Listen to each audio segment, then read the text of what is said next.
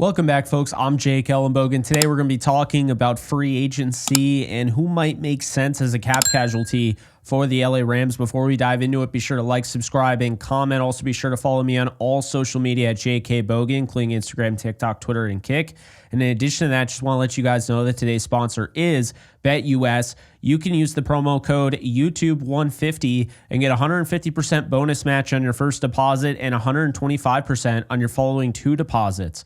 If you're looking for a sportsbook this playoff season, you can check out BetUS. They have everything from an account manager to you could bet on just pretty much anything. So check it out, YouTube 150. And as always, be sure to bet responsibly. All right, guys. So I was doing a lot of research today. I mean, I know a lot of people were like, hey, how's the offseason going to go? Are you going to take some time for yourself? Evidently, no, I'm not. I stayed up really late last night and watched Suits and ate an entire pint of ice cream. But to me, that is essentially the only thing I was going to really do as far as, just taking a beat for myself. We got work to do. We got to get ready for the offseason. So here's the thing. I did a lot of research, and not everything will be in this video. But to start off, the Rams right now have $46.6 million in projected cap space. The reason being is because we don't know 100% what the salary cap is going to be, so it is projected at this time. But based on the projection, according to Over the Cap, we are at 46.6 cap space million for the Rams. So to start off, I want to make this clear. I am in no way saying that every player needs to 100% be cut. I'm just going to give you my thoughts. If they decide to go a different direction, okay. But I just want to let everyone know what the deal is because I'm asked this a lot.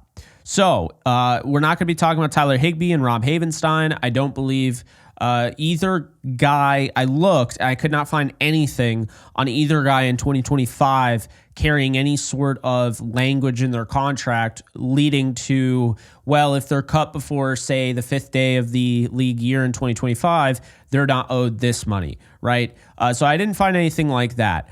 Only the players with, I would say, language in their contract in regards to 2025 and 2026, I kept on this video. So we're starting off here with cornerback Darius Williams, who is going to be 32 this year, $9.1 million cap hit in 2025. He has an $8 million guarantee if he's on the roster on the fifth day of the 2025 league year. Now, this becomes very interesting because the Rams really, I do think more than last year, I think they realized they made a mistake with Ahkello Witherspoon, and I do think that they are going to be interested in bringing him back, and they will be, willing to offer him some money. We'll see how that goes down. But as far as that goes, do you keep him and Darius Williams and Cobie Durant? How does that work? You added Emmanuel Forbes after he was let go by Washington. You found UDFAs that you like, guys like Josh Wallace, guys like Charles Woods, who you signed earlier today. How does that work, right? Cobie Durant obviously is very similar in the way he plays to a Darius Williams. There's not anybody on the roster like Ahkello Witherspoon, and there's not many guys in the league like Ahkello Witherspoon, built that 6'4" frame, 4.3 speed, the length. We saw that with the interception against the Cardinals. So if they do decide to go that route, there's really nobody like him. What does that look like? And I think that's really the big thing here, is that you don't want to have the same type of corners everywhere. I think it really helps to kind of diversify your depth chart and what have you. So since I think Ahkello Witherspoon is going to get signed, and I don't necessarily believe that they are looking to keep all three on their numbers, I think they are going to cut Darius Williams. Now, am I saying this is what will happen? No, I'm saying this is what I think will happen. So, $8 million guaranteed if he's on the roster on the fifth day of the 2025 league year. So, according to that, and I have it right here, that would be, I believe, March 17th. So, if he is on the roster on March 17th, by the end of the day, he is owed $8 million, and that kind of locks in. So I don't see that happening. Okay, I really don't. They can save some money. There's going to be some dead money, but they can save about $3-4 million with Darius Williams if they cut him. And I do believe that's what they're going to end up ultimately doing, for better or for worse. And I understand, a lot of people love Darius Williams, and I get that. But I do think that, according to Over the Cap, there'd be a $5.3 million dead money cap hit, and they would free $3.8 million. To me, he's getting up there in age. He had the injuries to start the season. He played well, but, he had moments down the stretch where, he did struggle more than others. He's still a good corner. And when I say cut, I still think there's a chance they could bring him back on a cheaper deal. But I think that if push comes to shove and they're choosing Darius Williams or Ahkello Witherspoon, I think they'll go with the 2-year, almost 3-year younger corner that offers a little bit something different in the cornerback room. So that's the first thing. The second one here is Jonah Jackson. He carries a $14.6 million cap hit in 2025. There are a lot of people that seem to believe that he should be traded. You can get whatever you can out of him, all of that. You are going to incur an $11 million dead cap hit if you do trade or if you do get rid of Jonah Jackson pre-June 1st. So if you're trying to get rid of Jonah Jackson, maybe you want to stretch this deal out. Maybe you trade him post-June 1st. Mind you, you're not going to be able to use that in free agency because you can't just designate a guy as a post-June 1st cut or a post-June 1st trade and then have that money to spend in free agency during that off season. That would carry over to 2026. So with that said, I'm going to say something that might surprise people, but I don't think the Rams should trade, and I don't think they should cut Jonah Jackson. Okay, his cap hit right now is $14.6 million. You spent a lot of money on him. He was riding the bench the majority of last year, and this year he's got a chance in camp, in my opinion, to earn his starting job back. I think really what happened is that they were a 1-4 team. It was different circumstances. I think if the Rams were 4-1, Jonah Jackson probably never leaves the starting lineup. But they went with the hot hand based on the type of season they had. And they went with Bo Limmer, a 6th-round rookie. And Bo Limmer had some really good moments. He had a really good season. But when push came to shove, Bo Limmer's lack of experience on that final 3rd down play really cost the Rams. Now, am I going to put the entire game on him? No, but it is a reminder that, hey, look, he might not be one of the best 5 offensive linemen on this team. He might be 6, he might be 7. But either way, I think Jonah Jackson, based on how much you're paying him, I think you got to at least give him an opportunity to fight for this job. I think you need to go back to what you planned on doing earlier, move Steve Avila back to center. That was his natural position at TCU. Then he moved to guard. He played guard his first year. He was great. His second year, he dealt with injuries. I think you got to move him back to center like the plan was when you signed Jonah Jackson and see if that works. If it doesn't work, fine. Maybe it's a deadline move or something.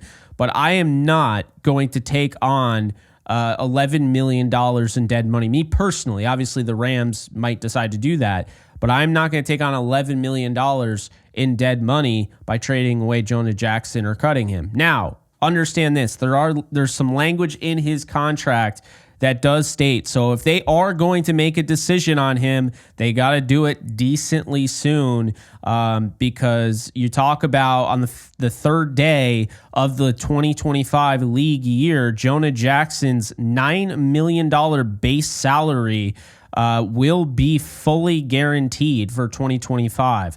So if they don't want that to be the case, then you'd have to move off from him before that deadline, which would be March 15th.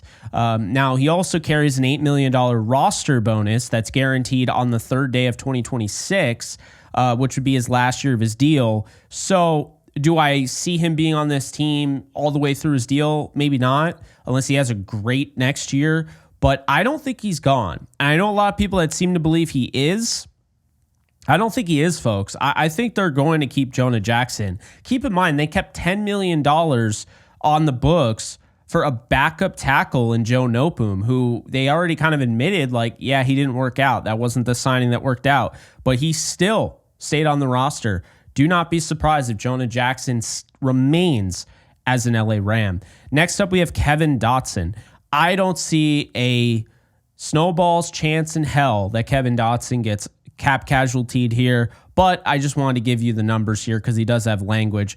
$17.9 million cap hit in 2025, $8.5 million roster bonus on the third day of 2025 league year, and the same thing goes for 2026. He'll have an $8 million roster bonus guaranteed on the third day of 2026.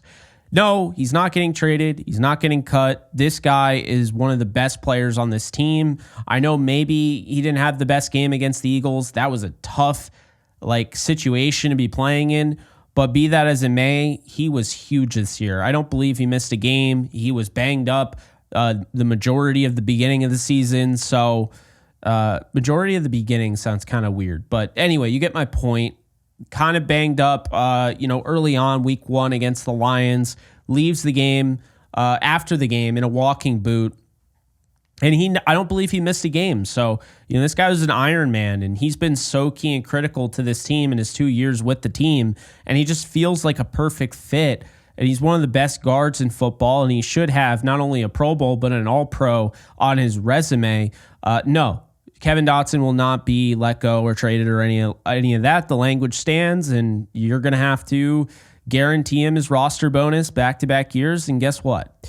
I don't care. He's worth every penny. All right, we move on to Cooper Kupp, who is a very interesting decision here. Not as simple as what people want to make it out to be. So if you do go along the lines of, cutting Cooper Kupp, right?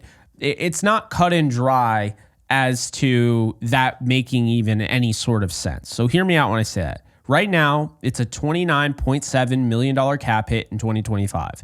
He has $5 million of his $7.5 million roster bonus that will be locked in for 2025. He also has $5 million roster bonus in 2026 that locks in the third day of 2026. So $5 million of his $7.5 million roster bonus is already locked in because of last year locked in 2024.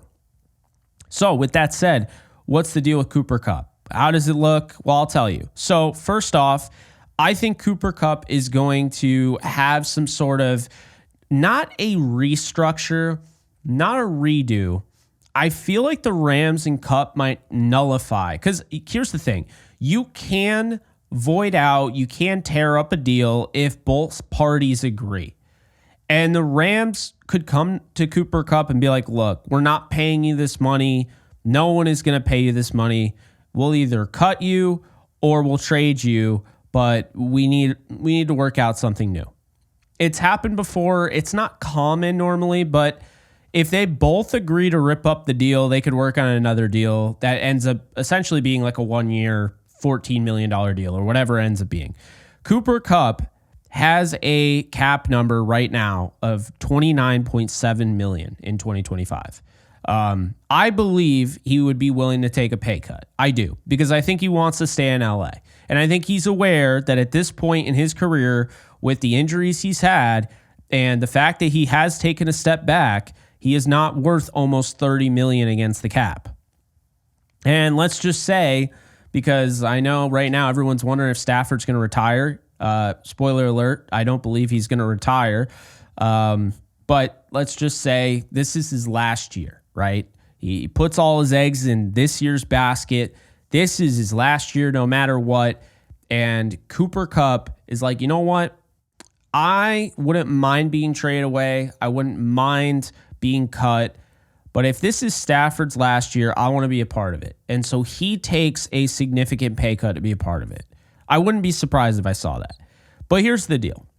I think they're going to, right now, I'm 50-50, but I'll just say this just for the sake of it. I do kind of lean maybe 51-49 that Cooper Kupp is back, takes a pay cut, and in some cases, it looks like a different type of deal, maybe a 1 year $10 million, 1 year $12 million, something like that.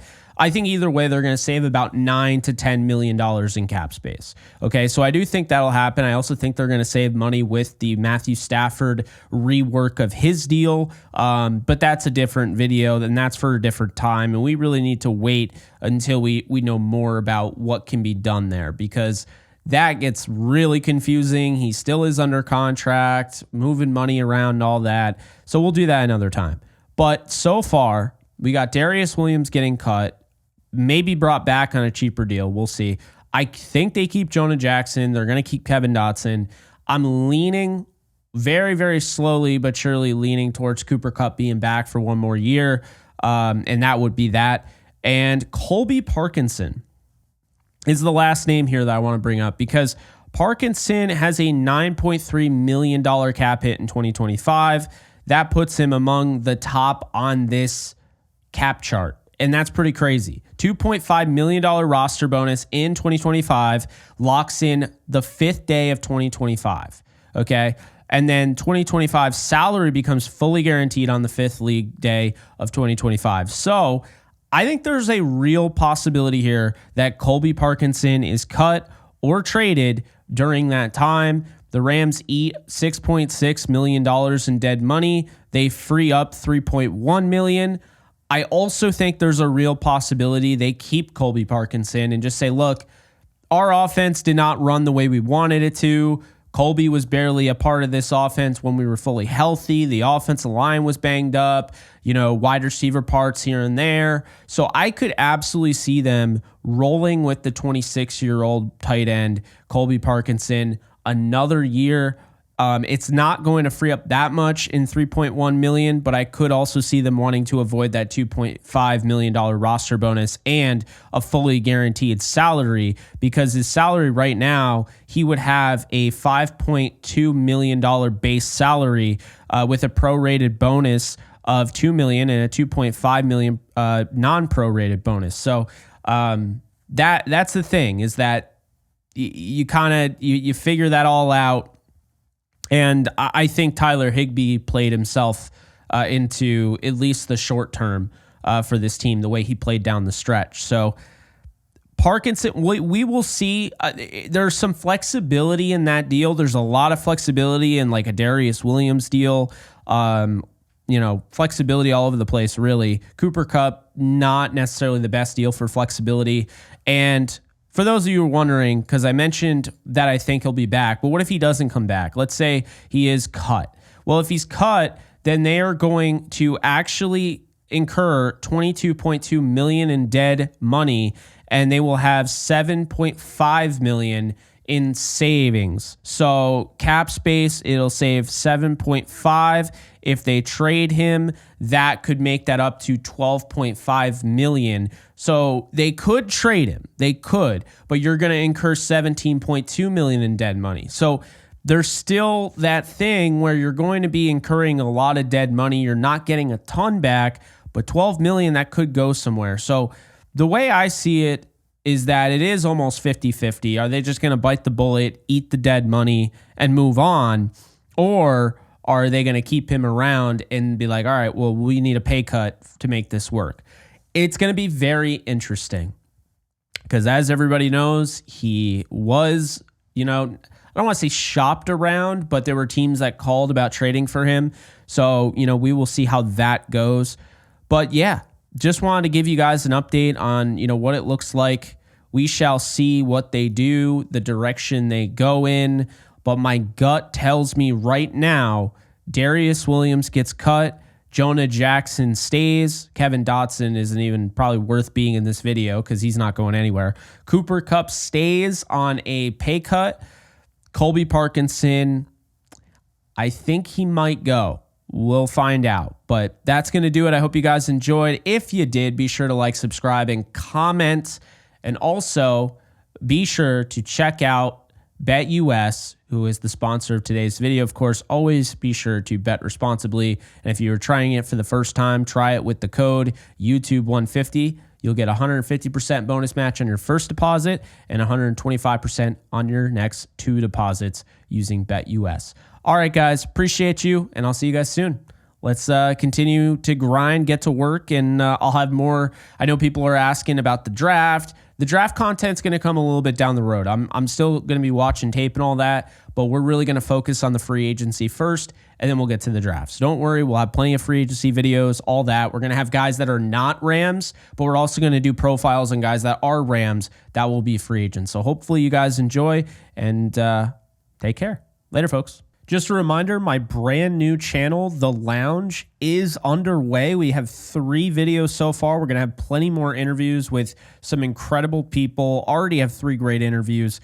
Be sure to check it out. Almost at 600 subscribers, trying to get to 1,000 to get monetized. So if you could do me a favor and subscribe over to this channel, that would be great. In case you guys haven't noticed, I do have a Discord channel for my community on this channel. And if you want to be a part of it, it is free. The link is in the description below. You can sign up. This is basically a 24/7 Rams channel, and we are almost at 1,100 members. So if you want to be a part of it, just hit the link in the description below.